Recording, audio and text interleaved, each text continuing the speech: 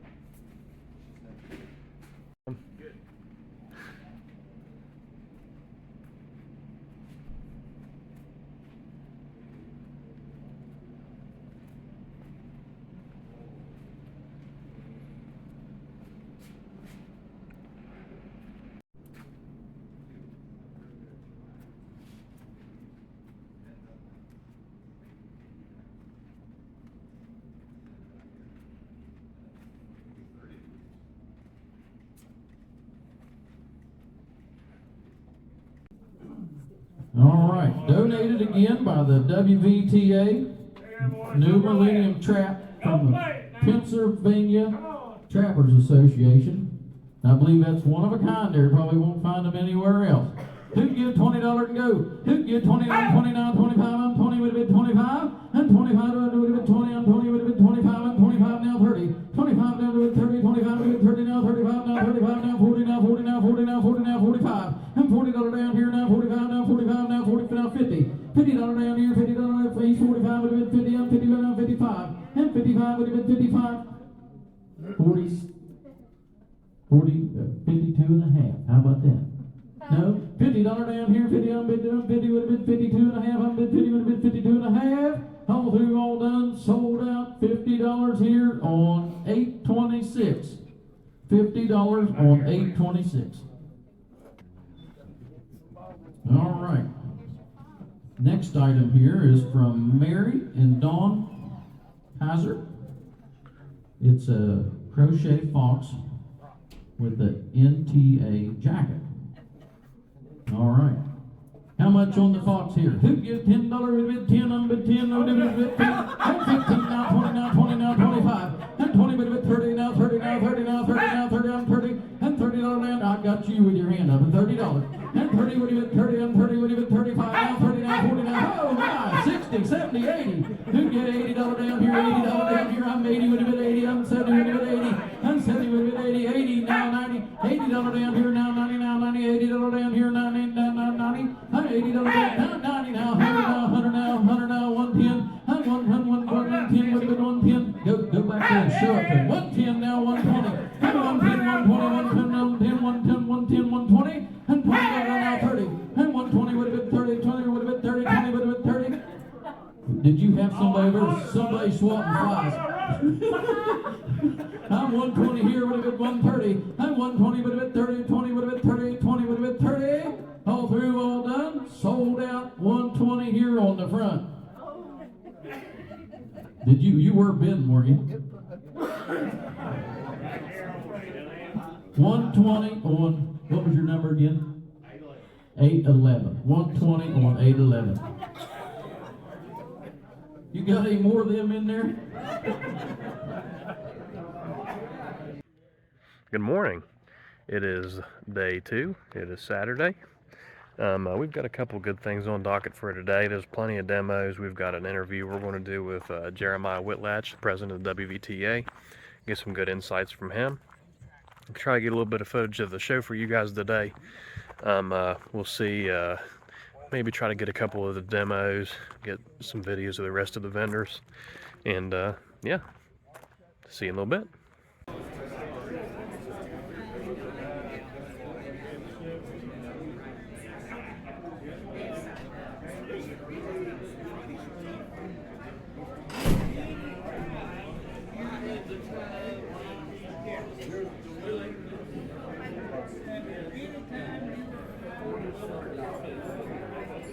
I'm Jeremiah Whitlatch. I'm the president of the West Virginia Trappers Association.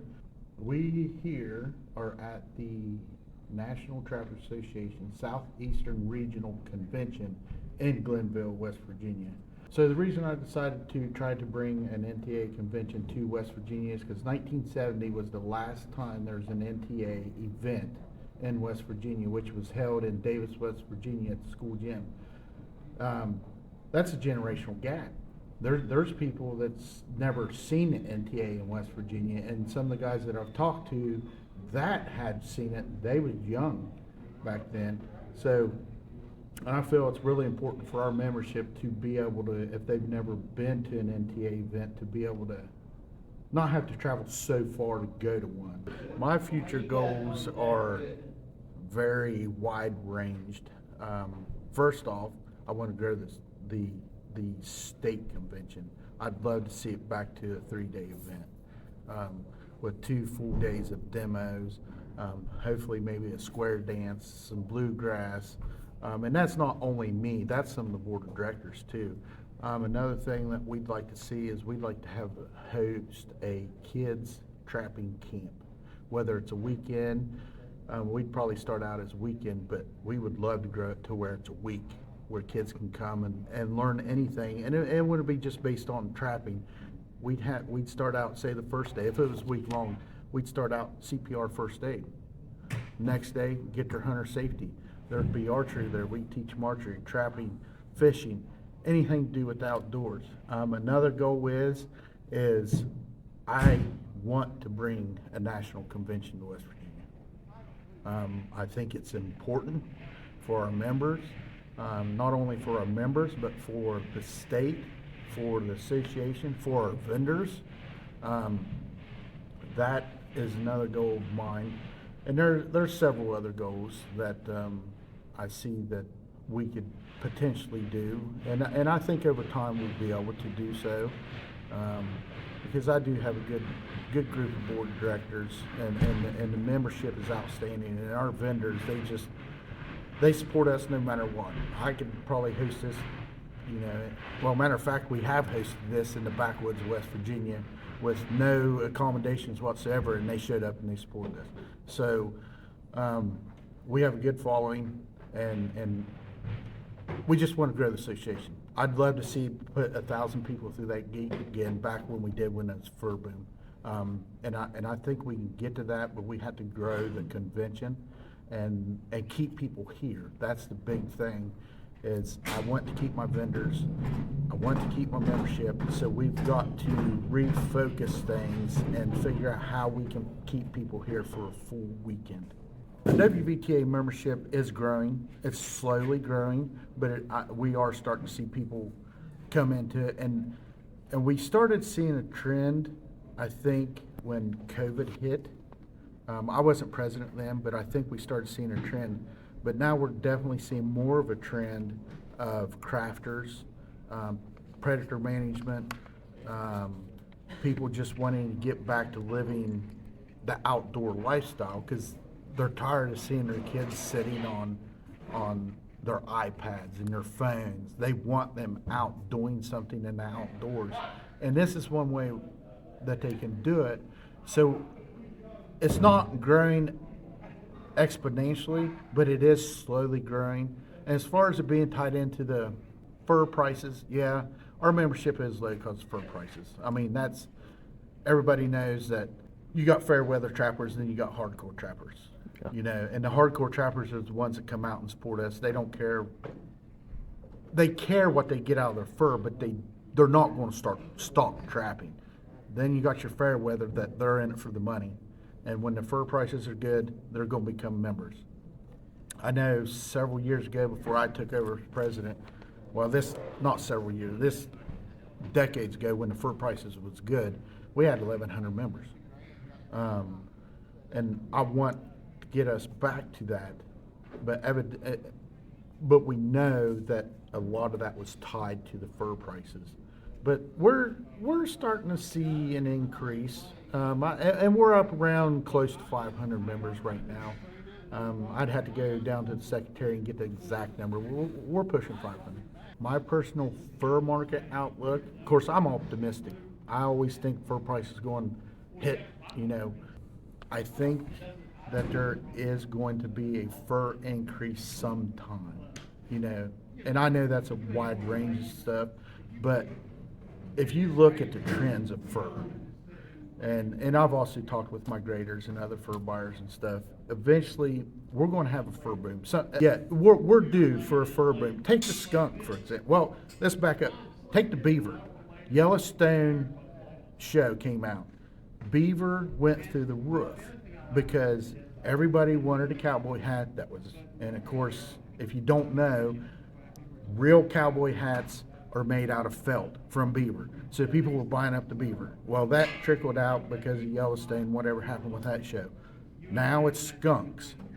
And I was told recently, a lot of it's because of the Jewish faith. They use parts of that skunk in their ceremonial stuff. But my personal outlook, like I said, something's going to happen. It may be a couple years. If they can figure out this whole Russia-Ukraine thing and get Russia back in to be a big player with the coons, I think that's where you're going to really see it. And this may be, people may object to this, but I really truly think if we can get coon prices up, you're going to see the trappers. You're right. Everyone traps coons. Everybody traps coons. And if they can make a $15 average, straight across the board, let's say $15 average off their coons, it don't matter if they're targeting bobcat, coyotes, whatever. If there's a coon there, they're not going to pass it up. Yeah. I mean, I know personally, I walk by a penny, I pick it up.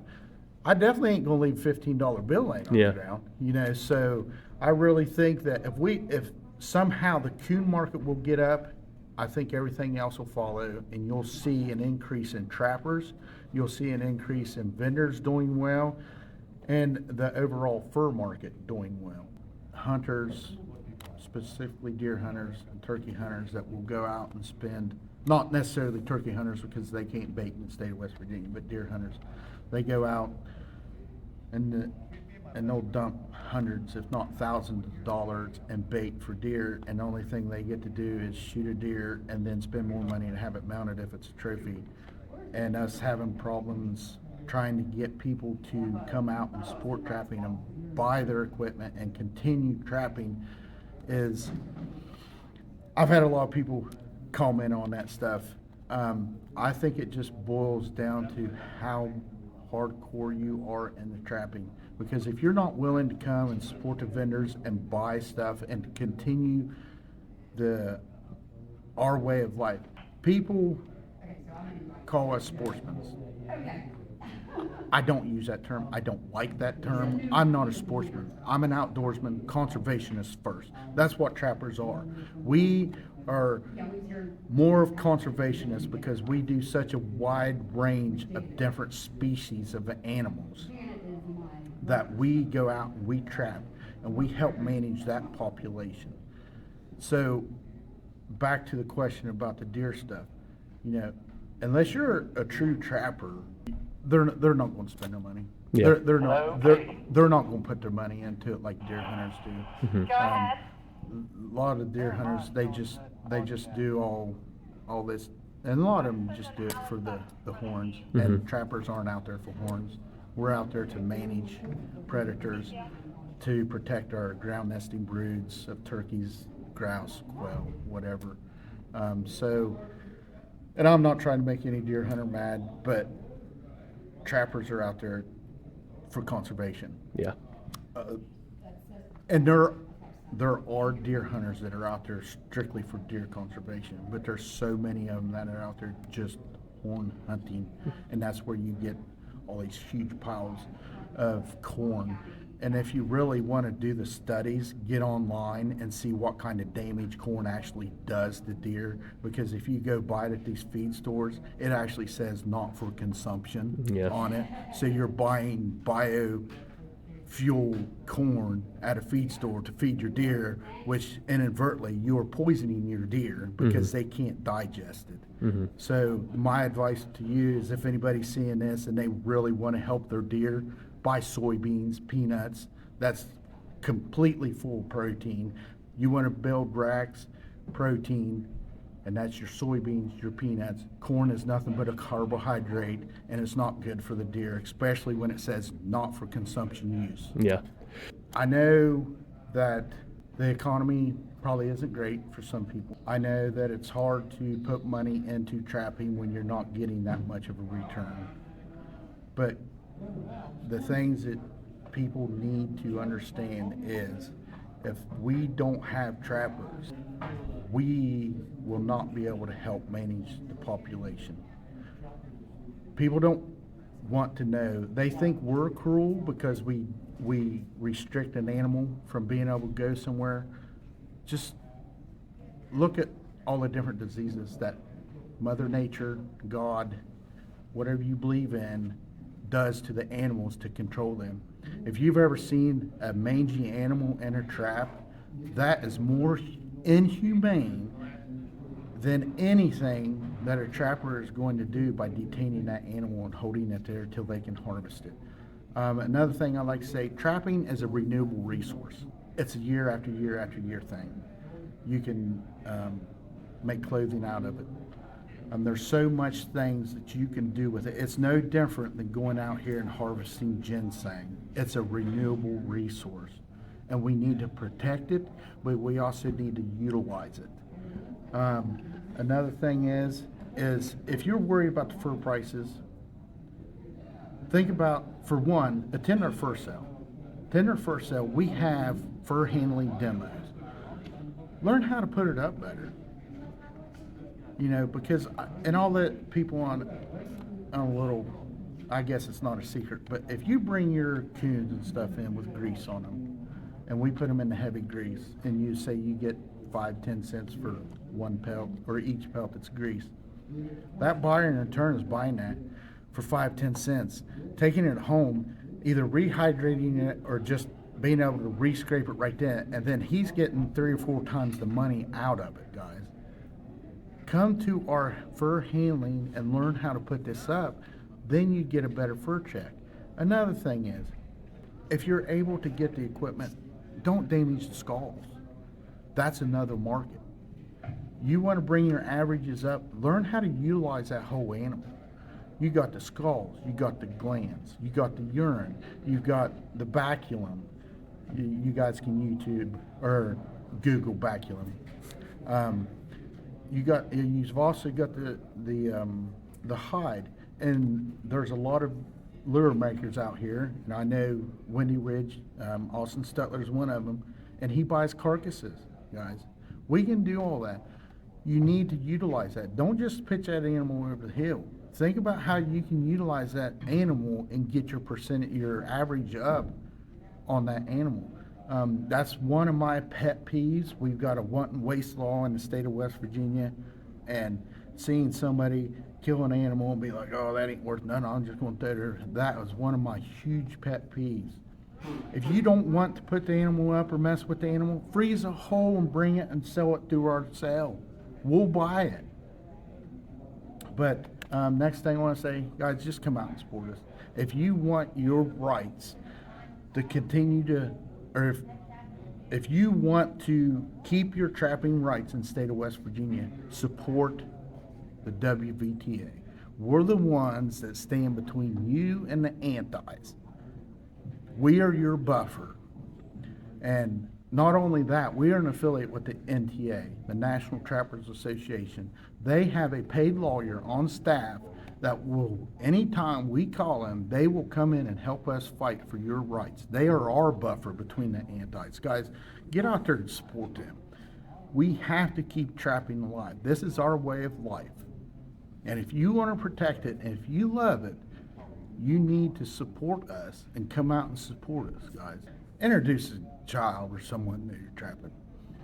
They're our future, and we need them to continue our way of life, guys. Lastly, I'd like to say thank you to all of the membership. Thank you to my vendors, especially Windy Ridge, for doing this podcast. I really appreciate it. And I hope to see you guys at future events. Our March 1st sales coming up, the first full weekend in March. And I appreciate y'all. I look forward to seeing y'all.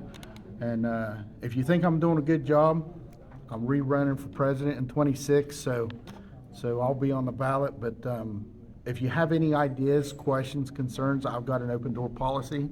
Come talk to me, call me, message me. I may not call you right back or text you right back, but I will get back with you. But anyway, thank you. God bless, and see you down the line somewhere. Thanks, Jeremiah. I appreciate it. Yep, thank you. It is the end of Saturday. We are on the way home from the National Trappers Association Southeast Regional held at West Virginia Trappers Association in Glenville. It was a nice little show. We had to peel a little bit early to come to church, but it was all right. What were your thoughts, Drew? What? Drew's retarded, but it was a nice little show. We've got a couple shows we're planning on going to next year, but I believe that was our last one for the year.